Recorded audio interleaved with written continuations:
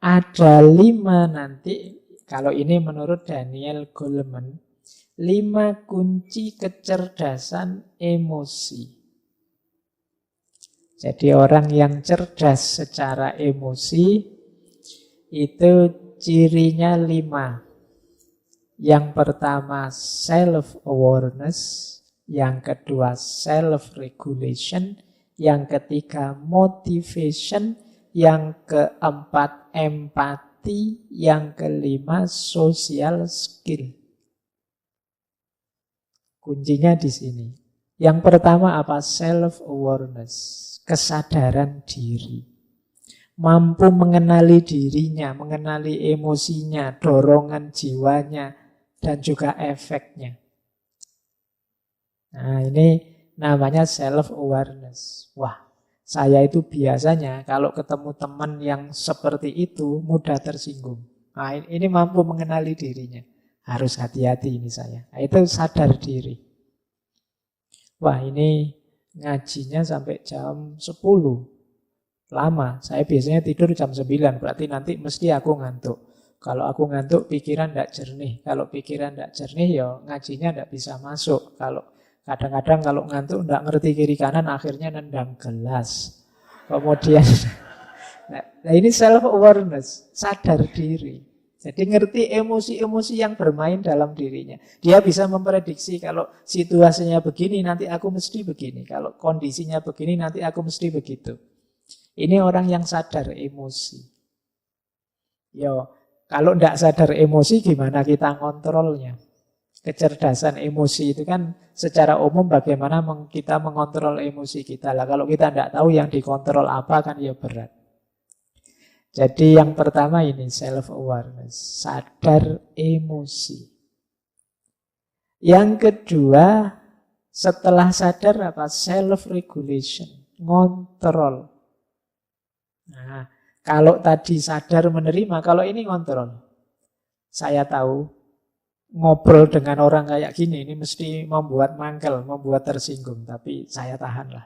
Saya tidak marah, sing waras ngalah wis tidak apa-apa. Nah, ini namanya mampu, orang yang cerdas emosi.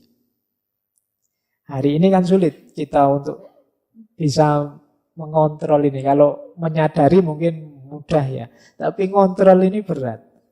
Apalagi dorongan untuk yang negatif-negatif yang sudah sering kita lakukan. Biasanya orang itu kalau punya kebiasaan kok negatif itu kan sulit mengubahnya. Akhirnya apa? Mencari alasan agar yang ini sebenarnya negatif terus jadi positif. Jadi mencari alasan agar yang negatif-negatif tadi terus jadi positif. Bukan mengubah yang negatif jadi positif. Yang dicari alasannya saja. Nah ini berarti bukan self-regulation. Jadi misalnya biasanya rajin ngaji sih, tapi sekarang kok males ngaji ya.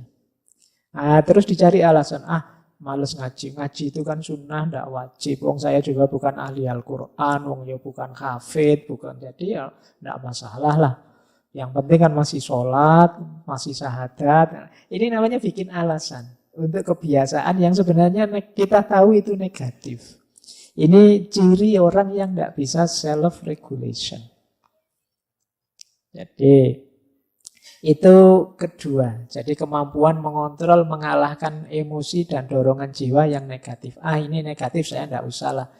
Misalnya buka HP, kok isinya begitu-begitu ya, ada gambar-gambar, ada video. Ini negatif, aku tidak usah lah. Jadi bukan malah, wah ini saya tidak sengaja loh ya, buka-buka sendiri loh, ini tidak begitu. Yang tidak sengaja kan tidak ada dosanya, salahnya sendiri yang upload. Ini bukan. Tidak, itu namanya cari alasan. Kalau sudah tahu buruk ya kita tahan diri. Nah ini namanya kemampuan emosi. Jadi kecerdasan emosi untuk melakukan self-regulation. Yang ketiga motivation. Motivation ya melakukan sesuatu dari dalam. Bukan karena dorongan atau pamrih dari luar. Saya mau sih Pak rajin, asal imbalannya apa? Kalau masih ada asal imbalannya apa, berarti belum motivation, belum termotivasi, masih berpamrih. Jadi orang yang cerdas secara emosi, seperti saya jelaskan tadi, dia bisa memotivasi dirinya. Tidak menunggu dimotivasi orang. Gak sering ada teman-teman mahasiswa itu ketemu saya, gimana ya Pak caranya biar saya rajin membaca? Gimana ya Pak caranya biar saya tekun kalau nulis gimana? Ini sebenarnya hubungannya dengan memotivasi diri. Loh kalau kamu tahu itu baik, itu manfaat, mbok sudah dirimu agak dipres sedikit, agak dipaksa sedikit untuk melakukan itu. Itu namanya motivasi, motivation. Jadi ini penting. Karena kadang-kadang untuk sesuatu yang free kita keluar high cost. Sesuatu yang sebenarnya bisa kita hidupkan langsung, kita perlu pendorong yang mahal untuk diri kita. Ini yang ketiga. Yang keempat, empati. Orang yang cerdas secara emosional itu daya empatiknya tinggi. Empati itu, kalau dalam bahasa Inggris kadang pakai istilah transposisi. Kemampuan kita berposisi di depan orang lain. Misalnya, saya melihat teman-teman yang ngaji di sana. Wah, seandainya saya teman-teman mahasiswa yang ngaji dalam waktu 2 jam melotot ke sini terus, dalam waktu itu mesti capek ya, mesti. Kalian juga begitu. Wah, aku kalau di posisinya Pak Faiz itu, 2 jam ngomong terus, oh itu apa ya? Ini namanya empatik namanya. Gitu loh. Jadi kemampuan kita memposisikan diri di posisi orang lain. Seandainya aku seperti dia yang sedang sayang-sayangnya kok terus ditinggal. Mestinya ya sedih hatiku, mestinya. Nah, ini namanya kemampuan empati. Nggak ingin aku menertawai dia, tapi kok ya kasihan ya. Kalau aku di posisi dia ya, itu namanya empati. Kalau aku di posisi dia, jadi orang yang khilaf sih tidak sengaja, tapi kemudian diserang kiri kanan, dimarahi, dianui, wah mestinya ya sedih. Sudahlah aku tidak usah ikut maki-maki, tidak usah menyerang. Nah, ini namanya empati. Jadi kemampuan memposisikan diri di posisi orang lain. Ini akan jadi kunci nanti dalam hubungan sosial. Nah, yang kelima, social skill. Social skill ini kemampuan menata hubungan, membangun jaringan dengan orang lain.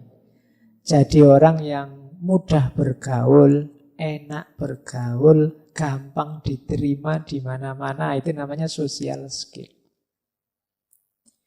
Ini ciri dari kecerdasan emosi. Orang yang cerdas emosi itu kan luwes seperti tadi, jadi bisa masuk kemana-mana, diterima di mana-mana. Nah, ini namanya kemampuan social skill. Nah, maka teman-teman untuk membangun kecerdasan emosi, kita dibutuhkan 5 kemampuan. Yang pertama self-awareness, yang kedua self-regulation, yang ketiga motivation, yang keempat empati, yang kelima social skill. Ini diingat-ingat nanti kuncinya di 5 hal ini. Baik, sekarang indikator sebelum nanti ke teknik-tekniknya. Kalau indikator ini nanti sebenarnya untuk mengukur apakah aku sudah cerdas secara emosi atau belum. Jadi yang pertama apa? Orang yang cerdas emosi itu biasanya mampu mengatasi stres, mengatasi tekanan. Jadi dia bisa bertahan meskipun mengalami peristiwa-peristiwa buruk. Tidak hancur karena tekanan.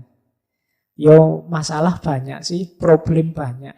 Pak, saya itu sudah terancam DO, kemudian uang habis, kos-kosan belum bayar, kemudian pacar lari misalnya. Misalnya itu kan ruwet. Tapi saya ya tak bikin santai lah Pak, seneng saja lah Pak. Ini namanya cerdas secara emosi. Jadi mampu mengelola problem, tidak hancur karena problem. Nah, meskipun kadang kamu itu cerdas apa ndak waras. Oh ya masalah sebesar itu kok cengenges-cengenges. Jadi, tapi memang di antara cirinya orang cerdas emosi itu mampu mengatasi stres. Dia tangguh. Yang kedua, daya tahan dirinya kuat. Jadi mampu menahan diri. Saya siap melekan hari ini demi besok tulisanku selesai. Nah, ini kemampuan daya tahan diri. Jadi melekan itu kan tidak enak. Tapi aku siap menahan tidak enak sebentar demi kenyamanan yang lebih besar nanti. Ini orang cerdas emosi. Sudahlah, saya tahan saja dimarah-marahi dosen. Yang penting nanti ditandatangani lah. Hai, ini lumayan emosimu. Cerdas secara emosi. Paling nanti dosennya lah ya bosen-bosen sendiri sama saya. Lama-lama ya ditandatangani. Nah ini ciri kedua. Jadi orang yang cerdas emosi itu punya daya tahan diri yang bagus. Punya ketangguhan, keuletan, kesabaran mengikuti proses. Saya tahu tidak ada yang instan, maka ya saya ikuti prosesnya. Ini mampu mengendalikan diri. Yang ketiga, orang cerdas emosi itu mampu mengelola suasana hati seperti yang dia inginkan. Jadi, biasanya orangnya tenang. Ada masalah, iya, tapi bukan berarti aku harus gelisah. Ada problem, iya. Kadang-kadang ya sedih, kadang-kadang ya ruwet hidup ini, tapi ya tenang saja. Nah, kalau bahasanya agama kan mutmainnah. Jadi batinnya sudah stabil. Apapun yang terjadi tidak belok-belok sudah. Tidak naik turun lagi. Nah ini orang yang cerdas secara emosi. Yang keempat, mampu motivasi diri. Tadi sudah dijelaskan ya, bagaimana orang tidak perlu pendorong dari luar dirinya untuk melakukan sesuatu. Yang kelima, mampu memahami orang lain lewat empati. Dan yang keenam, mampu bergaul dengan baik. Kok punya teman pintar sekali bergaul, di mana-mana disukai. Ini berarti kecerdasan emosinya tinggi.